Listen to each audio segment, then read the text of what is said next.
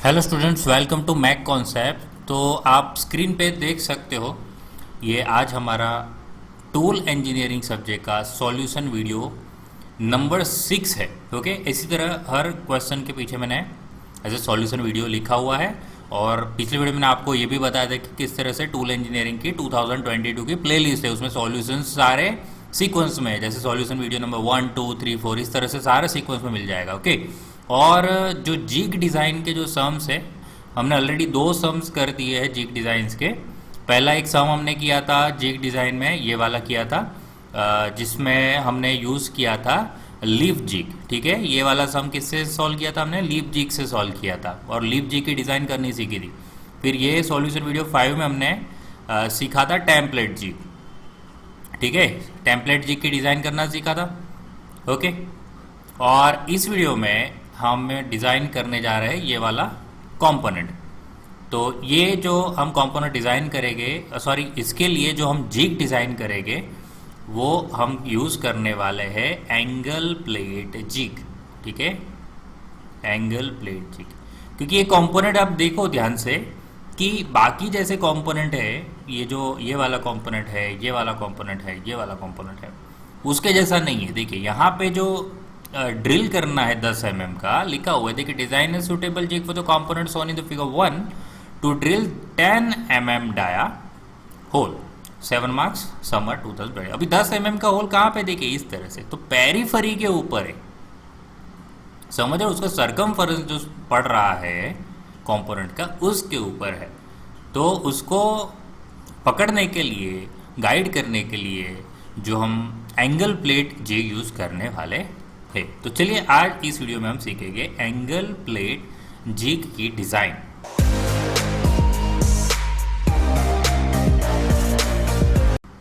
सो screen पे आपको question दिखाई दे रहा है। चलिए तो सॉल्यूशन स्टार्ट करते हैं। तो आगे का जो पार्ट है वो एग्जैक्टली सेम है, और जैसे जैसे मैं आपको हर वीडियो में बताता हूँ, वैसे सबसे पहले एक कंपोनेंट को हम होल्ड कैसे करने वाले हैं वो मैं आपको जरा समझा दूँ। तो एंगल प्लेट जिग दिखने कैसे कैसे दिखने वाला है? तो जैसे कि इस तरह से एक जिग आएगा, एंगल प्लेट जिग। देखिए एंगल प्लेट जिग कुछ इस तरह से होता है।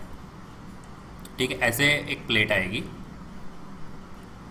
ओके, अब यहाँ पे हम क्या करने वाले हैं? यहाँ पे एक थ्रेड करने वाले, इसमें पहले से एक थ्रेड आएंगे। अब कितना थ्रेड यूज़ करना है वो सब हम बाद में डिसाइड करेंगे।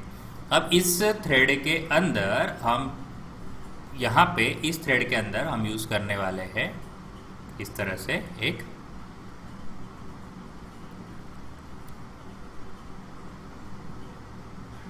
लोकेटर यूज़ करेंगे इस तरह से। ठीक है, अभी आप समझ लेना, थोड़ा बहुत प्लस माइनस होगा, है ना। रफ डायग्राम बना रहा हूँ, अभी डायमेंशंस तो नहीं बना रहा। अब इसके ऊपर हम क्या इसके ऊपर हम डाल देंगे हमारा कंपोनेंट। अब इसके ऊपर हम हमारा कंपोनेंट डाल देंगे इस तरह से।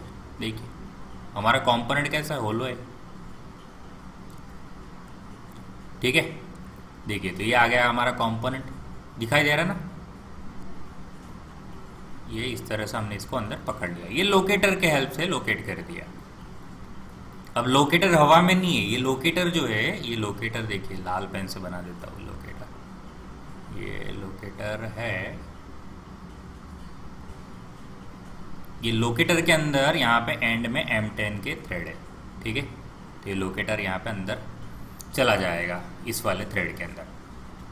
अब यहाँ लोकेटर के अंदर भी एक M10 का अंदर एक होलो वाला पार्ट में थ्रेड पड़ा हुआ है। ठीक है, तो इसके ऊपर हमने हमारा कंपोनेंट चढ़ा दिया। अभी यहाँ पे आप देखोगे कि यहाँ पे एक हम यूज़ करने वाले हैं जिग बुश। ठीक है, ये हमारा जिग बुश यहाँ पे यूज़ कर लेंगे।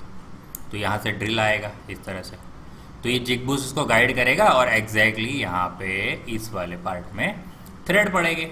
ठीक है, अच्छा ये अभी ऐसे ऐसे नहीं पकड़ेंगे, इसको अभी भी पकड़ना बाकी है। इसके ऊपर हम एक क्लैंपिंग नॉब लगाएंगे। सॉरी, इसको क्लैंपिंग नॉब नहीं बोलेंगे, उसको बोलेंगे quick action knob.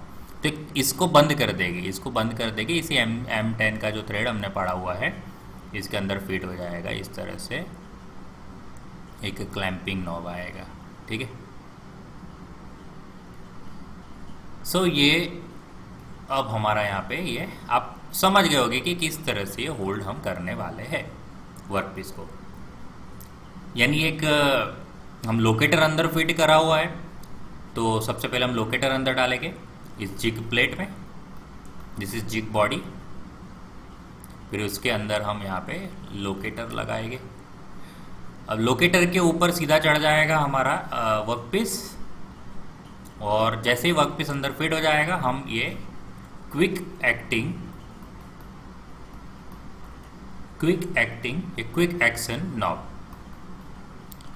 Action knob चढ़ा देंगे तो ये फिट हो जाएगा।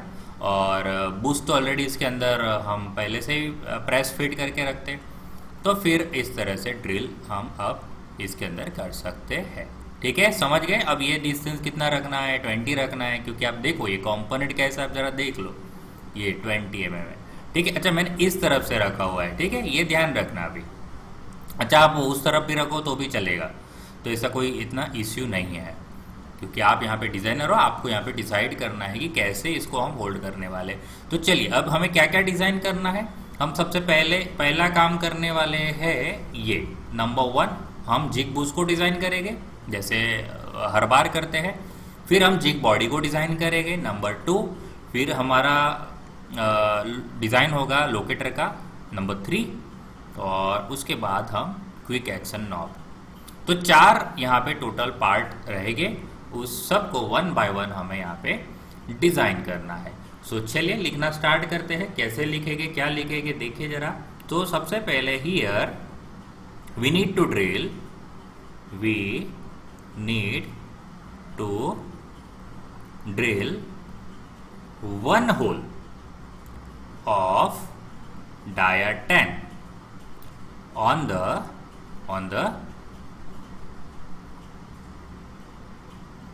periphery of the component,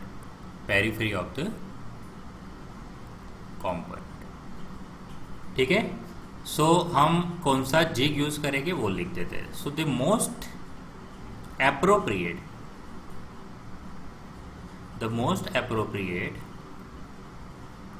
jig would be the angle plate jig, would be the angle plate jig। अब हम हमारा जो यूजुअल जो लाइन लिखते हैं कि the design of various parts, so the design of various parts of jig are as follows। सो चलिए number one हम करने वाले हैं डिज़ाइन ऑफ जिग बूस्ट, ठीक है, ओके। तो जिग बूस्ट की डिज़ाइन करने वाले हैं। सो यहाँ पे सबसे पहले हम डायग्राम बना लेते हैं जिग बूस्ट का।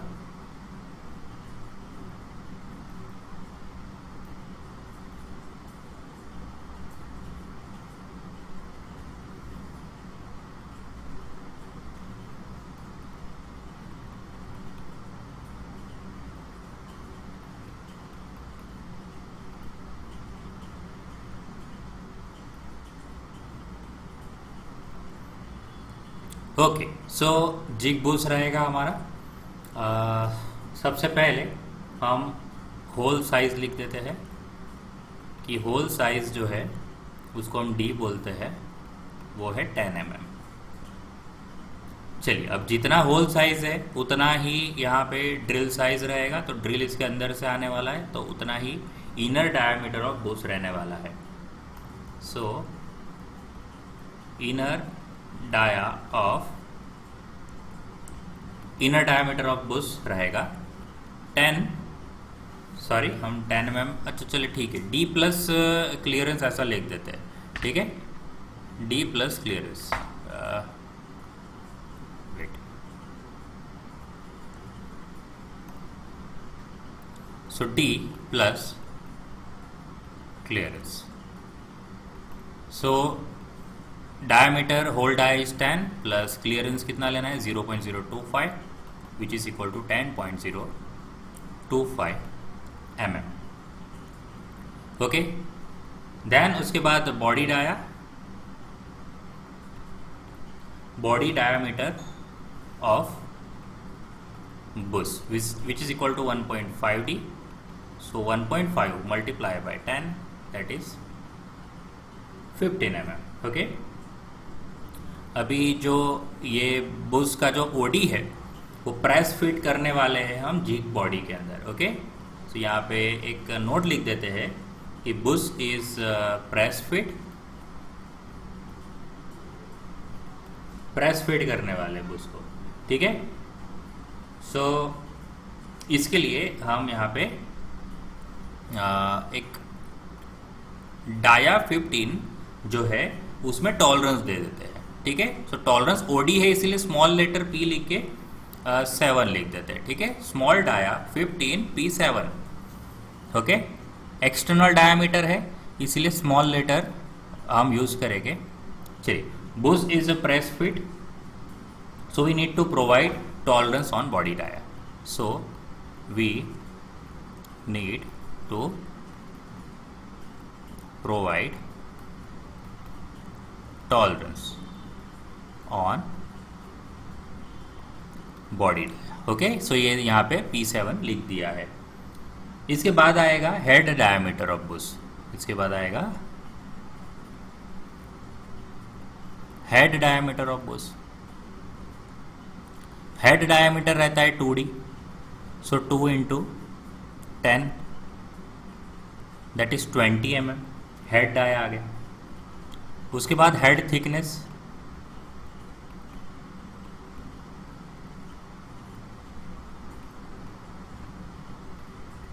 हेड थिकनेस रहती है 0.625 d, that is 0.625 multiply by 10, so 6.25 mm. Head thickness के बाद length of Bush, length of Bush रहता है 2.5d, that is 2.5 multiply by 10 that is 25 mm. Okay, so almost सारे डायमेंशंस हो गए हैं. अब यहाँ पे मेंशन कर देते हैं कि क्या हमने किया है. सबसे पहले यहाँ से स्टार्ट करते हैं, दैट इज ये रहेगा हमारा डाया 10.025. देन ओडी रहेगा हमारा body dia 15. Okay, so body dia is यहाँ पे डाया 15. अभी आप अच्छे से करना, ठीक है. ये मेरे से इतना अच्छे से नहीं हो रहा क्योंकि थोड़ा इंक का थिकनेस ज़्यादा है, तो उसको अभी हम ऐसा ही रहने देते हैं. ये वाला देख लेते हैं एक बार. ओके, सो फिर ज़्यादा पतला हो जाएगा, सो हम इसको ऐसा नहीं करते. ठीक है,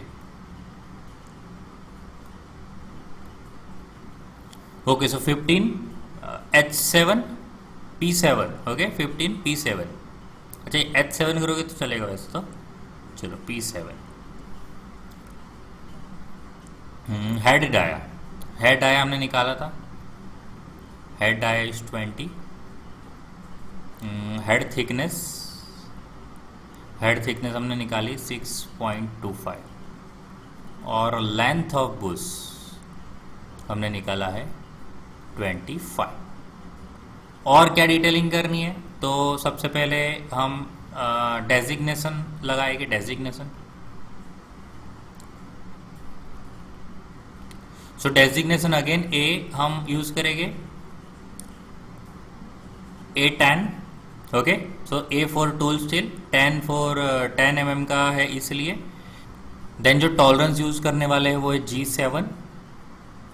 ओके, और इनटू जो उसकी ओवरऑल लेंथ है वो. और हीट ट्रीटमेंट की बात करें, हीट ट्रीटमेंट करना पड़ेगा इसको. So heat treatment is harden to RC 60. Okay, इतना हार्ड उसको करना है. क्वांटिटी कितनी चाहिए? क्वांटिटी इज 1 नंबर और material material is tool steel. ठीक है, ये सब चीज़ें आप अगर यहाँ पे लिखते हो जहाँ हमने डायग्राम बनाया है तो ज़्यादा अच्छा है। ठीक है, सो यहाँ पे एक हम नाम लिख देते हैं कि जिग बुश। ठीक है, अभी मैंने तो जगह नहीं छोड़ी। ओके, सो पार्ट 1 यहाँ पे कंप्लीट होता है। अब हम आ जाते हैं एंगल प्लेट की डिज़ाइन पे, पार्ट नंबर 2। ठीक है, so number 2, design of angle plate. Design of angle plate.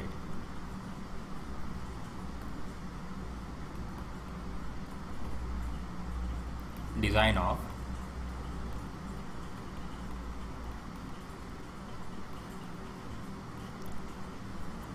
चलिए, एंगल प्लेट कैसे रहने वाली है, अगेन पहले डायग्राम।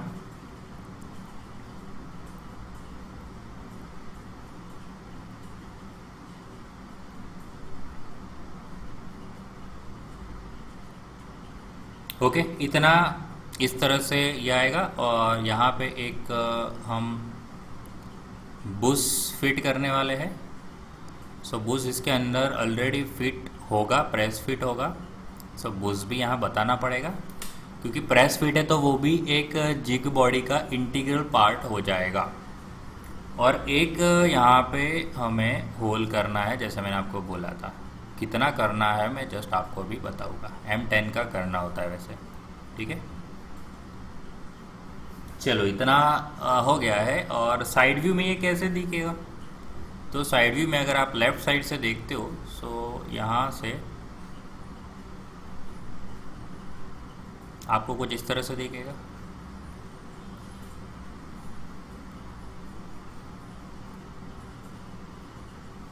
ऐसा कुछ दिखेगा और सेंटर में इसके ये होल रहेगा। ठीक है, यहाँ पे भी मेंशन करना पड़ेगा जिग बुश को। और ये जो है यहाँ पे आपको एक सेंटर लाइन बनाते हैं, सॉरी। सो ये इंटरनल डायामीटर, इंटरनल होल है ना, इंटरनल होल है तो अंदर का सर्कल फुल और बाहर का सर्कल क्वार्टर। ठीक है, इंटरनल के लिए ऐसे बनाते हैं और एक्सटर्नल होता तो अंदर का क्वार्टर बनाते हैं, बाहर का फुल बनाते हैं। ठीक है, सो चलिए अभी डायमेंशंस की बात करते हैं 1 बाय 1। अच्छा, यहाँ पे लिख देते हैं कि this is our angle plate.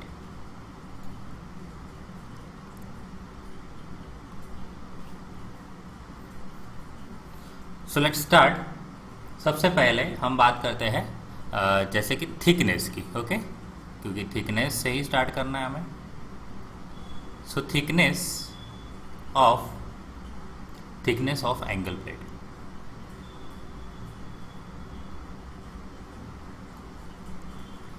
ये टॉप की बात है। ठीक है, this is top which is equal to length of bush minus head thickness. अब ये प्रीवियस वीडियो में 2 बार बता चुका हूँ तो अब डिटेलिंग में बताने की ज़रूरत नहीं है। सो लेंथ ऑफ बुश हमारा है 25 और 6.25 हमारी हेड थिकनेस आई थी। सो 18.75 mm हमारी थिकनेस आई है। 18.75 this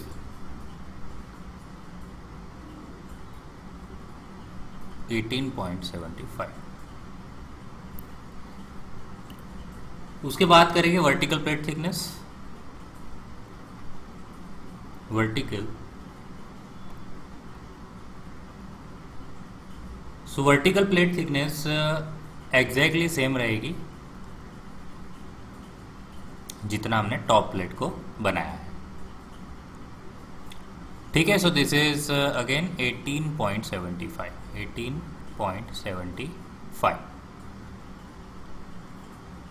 so vertical plate thickness हो गई। थिकनेस ऑफ बेस प्लेट है तो वो तो हमें अंदाजे से लेना है।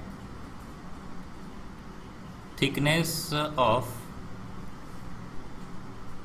बेस प्लेट, सो जनरली हमें 10 mm लेना है, बट अभी ये डायमीटर थोड़ा 10 है तो उस हिसाब से देखिए ये वाली थिकनेस 18 है तो हम इसको 18 के नज़दीक ले लेते हैं, सो 15 का ये थिकनेस कर देते हैं। ठीक है, वैसे 10 चलता है, so this is 15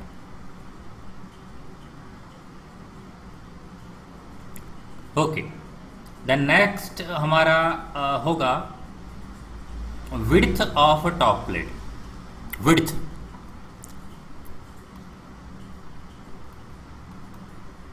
width of top plate, किसकी बात कर रहा हूं मैं? विड्थ ऑफ टॉप प्लेट, ये टॉप प्लेट की विड्थ। ये तो आप समझ गए कि कितना होगा। इसके अंदर यहाँ पे कंपोनेंट आने वाला है, जैसे मैंने आपको बताया था अभी। ये देखिए, अगर इसकी थिकनेस की बात करें तो ये इसके लाइन में होगा, तो ये लेंथ ऑफ वर्कपीस प्लस ये वाली वर्टिकल प्लेट की थिकनेस अगर आप कर दोगे तो आपका आंसर आ जाएगा। ठीक है, तो क्या लिखना है भाई? Length of workpiece, length of workpiece plus vertical plate thickness. Workpiece की लेंथ देखनी पड़ेगी हमें, कितनी हमारी वर्कपीस की लेंथ। अच्छा, ये देखिए आप 60, सो 60 plus 18.75 that is 78.75 mm। Length of top plate, length of top plate which is equal to diameter of job, diameter of job into 2। ठीक है, so 45 into 2 that is 90 mm। अच्छा, ये किसकी बात कर रहे हैं हम? ये हम बात कर रहे हैं ये वाली, ये लेंथ। ओके, इसकी बात कर रहे हैं। सो ये हमारा 90 आया, ये कितना आया? 78.75। ठीक है, चलिए अब क्या बचा है? Height of vertical side, vertical plate की हाइट, ये यहां से लेके इतना नीचे तक कितना रखेंगे?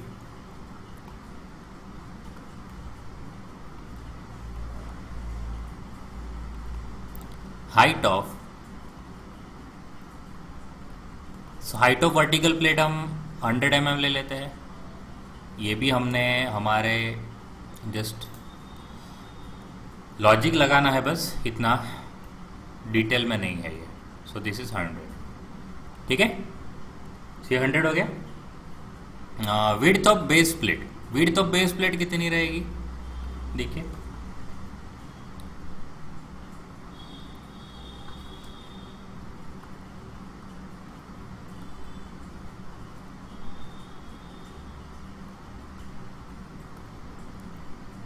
सो विड्थ ऑफ बेस प्लेट रहेगी, आप यहाँ पे देख सकते हो विड्थ इतनी। सो ये कितना रखते हैं? तो ये हम 10 रखते हैं। ठीक है, इसका भी कोई इतना ज़्यादा यूज़ नहीं है, थोड़ा एक्स्ट्रा रखना है। ओके, सो जितना हमारा ये ऊपर का लेंथ आया था उसमें प्लस 10, तो 78.75 प्लस 10। ठीक है, तो 78.75 प्लस 10 दैट इज 88.75। और बेस प्लेट की लेंथ हम रखेंगे same. Okay, length of base plate जो हमने, हमारा जो टॉप प्लेट का आया था उतना ही रखेंगे। ठीक है, नीचे भी 90 mm भी रखने वाले हैं। ये कितना है? 88.75। ठीक है, अब क्या रहेगा? ये थिकनेस जो 15 mm ली हमने वो लिखी नहीं है, ये 15 mm जो हमने लिया ना, हाँ ले लिया। ओके, ये थिकनेस ऑफ बेस प्लेट। सो चलिए, आई थिंक अब सब कुछ आ गया है और कुछ बाकी नहीं है। अच्छा, यहाँ पे ये दिखाना जरूरी है कि ये जो डिस्टेंस है ये हम 20 पे लेने वाले हैं। ठीक है, क्योंकि आप देख सकते हो यहाँ पे वर्कपीस जो देखिए, यहाँ पे 20 के डिस्टेंस पे हमें यहाँ पे होल करना है। चलिए, और क्या क्या जो हमें लिखना नहीं है पर बताना है, जैसे कि सबसे पहले ये जो थ्रेड है वो M10 का यूज़ करने वाले हैं। और ये जो यहाँ पे होल कर रहे हैं, this is one hole and dia is 15, dia is 15 and this is hole है, इसीलिए कैपिटल P7। तो जितना टॉलरेंस हमने ऊपर लिया था, ऊपर हमने टॉलरेंस लिया था, हाँ ये दिया देखो 15 स्मॉल P7, क्योंकि ये एक्सटर्नल ओडी के लिए था, ये इसके लिए था ओडी के लिए। और यहाँ पे जो प्लेट के अंदर होल पड़ेगा यानी वो आईडी हो जाएगा, तो आईडी के लिए हम कैपिटल लेटर P यूज़ कर रहे हैं। ओके, अच्छा P वही ना, अगर दूसरा कोई टॉलरेंस देना है तो आप दे सकते हो, ठीक है। जैसे कि मैं यहाँ पे टॉलरेंस देने जा रहा हूँ होल बेसिस सिस्टम का H7, okay sorry, capital H7, okay, hole basis system. चलिए अब बात करते हैं क्वांटिटी। यहाँ पे क्वांटिटी लिख देते हैं कि एक नंबर चाहिए। और मटेरियल, मटेरियल आपको पता है क्या यूज़ करेंगे, MS यूज़ करेंगे, ठीक है। तो ये हमारा हो गया एंगल प्लेट, जो डिज़ाइन करना था वो यहाँ पे पूरा हो गया। अब हम चलते हैं पार्ट नंबर 3 की तरफ। पार्ट नंबर 3,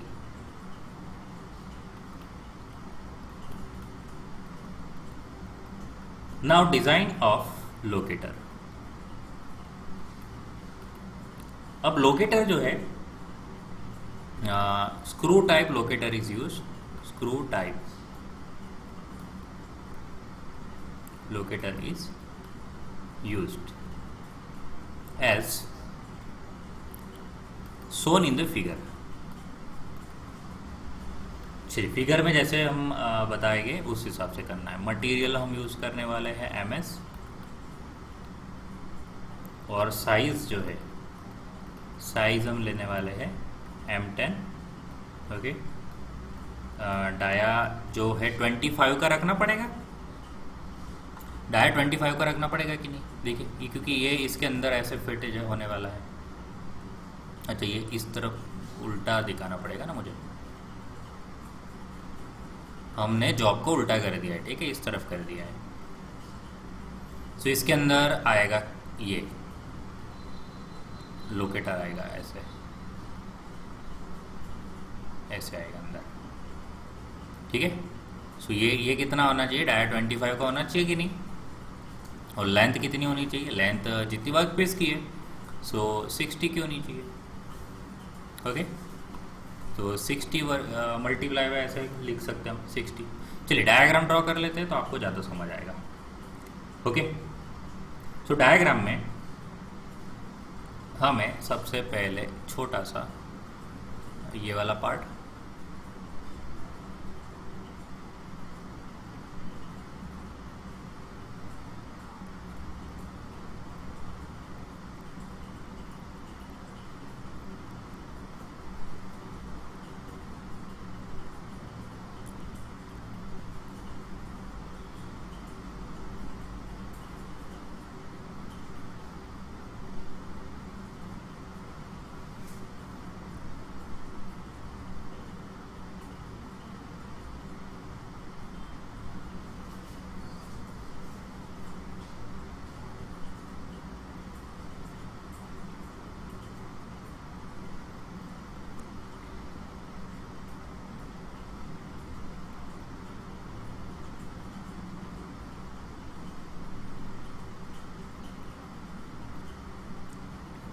चलिए तो क्या क्या हो जाएगा। एक तो ये M10 का होल है, ओके, M10 इंटू 8, तो 8 mm तक अंदर जाएगा। ये हम लेने वाले हैं 10 mm। अच्छा, मेन चीज़ यहाँ पे क्या है कि ये वाला जो पार्ट है यहाँ पे, ये जो आप थोड़ा छोटा डायामीटर जो देख रहे हो ना, क्योंकि यहाँ पे ड्रिल आने वाला है तो थोड़ा बहुत क्लियरेंस यहाँ पे चाहिए, ठीक है। सो क्लियरेंस जो है 25 डाया, ये लिख लेते पहले तो आपको क्लियरेंस के बारे में समझ आएगा। ये कितना डाया रखना है हमें, दिस इज डाया 25। अभी क्लियरेंस हम अगर रखते हैं, जैसे 5 mm का क्लियरेंस रखते हैं, तो 5 माइनस हो जाएगा, होएगा माइनस होके ये कितना हो जाएगा, डाया 15 हो जाएगा। ठीक है। अच्छा, ये इसका सेंटर जो है, इसका सेंटर वो इस होल से मैच करना पड़ेगा, है कि नहीं, ये इतना। ठीक है। तो ये कितना रखना है, देखिए ये तो 20, ये 20 होना चाहिए। तो उस हिसाब से थोड़ा सेट करना पड़ेगा आपको, जैसे कि मैंने यहाँ पे देखिए कैसे सेट किया, आपको समझ आ जाएगा। सबसे पहले मैंने ये 10 लिया हुआ है, ठीक है, और ये 2.5 होगा, ये भी 2.5, और बीच का जो डिस्टेंस है वो 15 लिया है। ठीक है। So this is 2.5, this is 15, ठीक है, this is 15 and this is again 2.5। तो आप कैलकुलेट करिए कितना हो गया, 15, 2.5, 2.5, 5 हो गया, और ये 20, मतलब इतना 20, और ये 30 हो गया, और ये 30। ठीक है। तो 60 हो गया overall length, overall length is 60, यही तो चाहिए था हमें। तो ये सेट हो गया। ठीक है। और ये लेंथ कितनी रखनी है अपने को, 18.75, and this thread is M10। तो आ गए सारे डायमेंशन, यस हो गया। चलिए अब बात करते हैं कंपोनेंट नंबर 4। कंपोनेंट नंबर 4 हमारा रहेगा design of quick action knob. Okay. So quick action knob, again हम बात करेंगे क्वांटिटी। So quantity is 1। अच्छा, यहाँ पे क्वांटिटी रह गई, क्वांटिटी इज 1।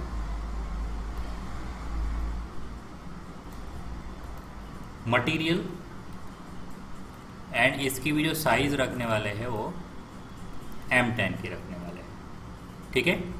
सो ये अंदर फिट हो जाएगा।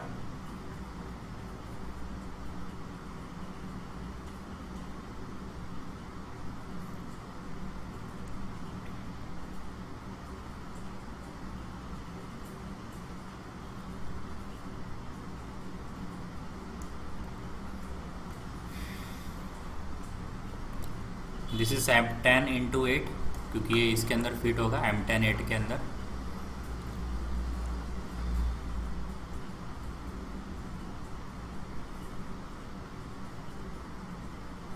तो ये M10 है, तो ये कितना होना चाहिए, ये होना चाहिए डाया 30 होना चाहिए, क्योंकि 25 से बड़ा होना चाहिए। क्योंकि जब आप क्विक एक्शन नॉब यहाँ पे फिट करोगे, देखिए बताता हूँ, आप यहाँ पे फिट करोगे इस तरह से, तो देखिए ये अंदर आपको दिखाई दे रहा है, ये डाया,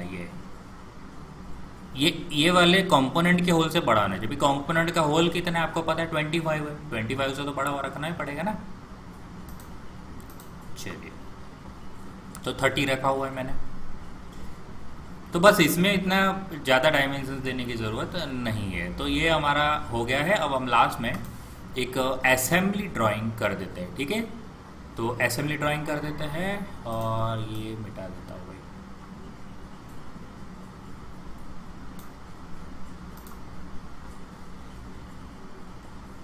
चलिए असेंबली ड्राइंग।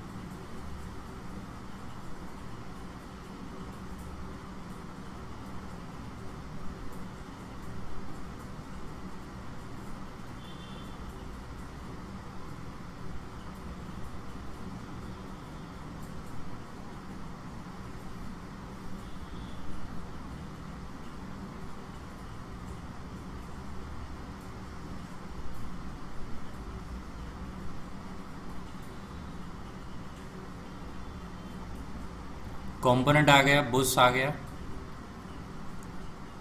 अब इसके अंदर लोकेटर यूज़ करना है।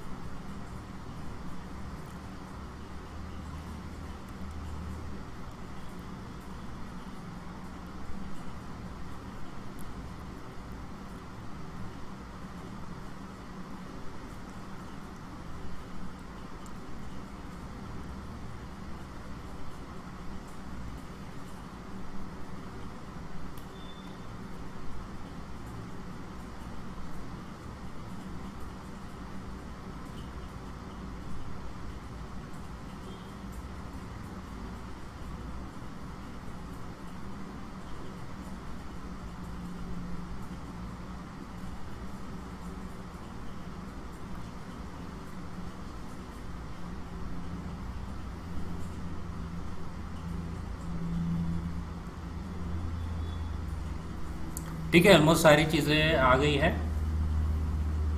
और साइड व्यू,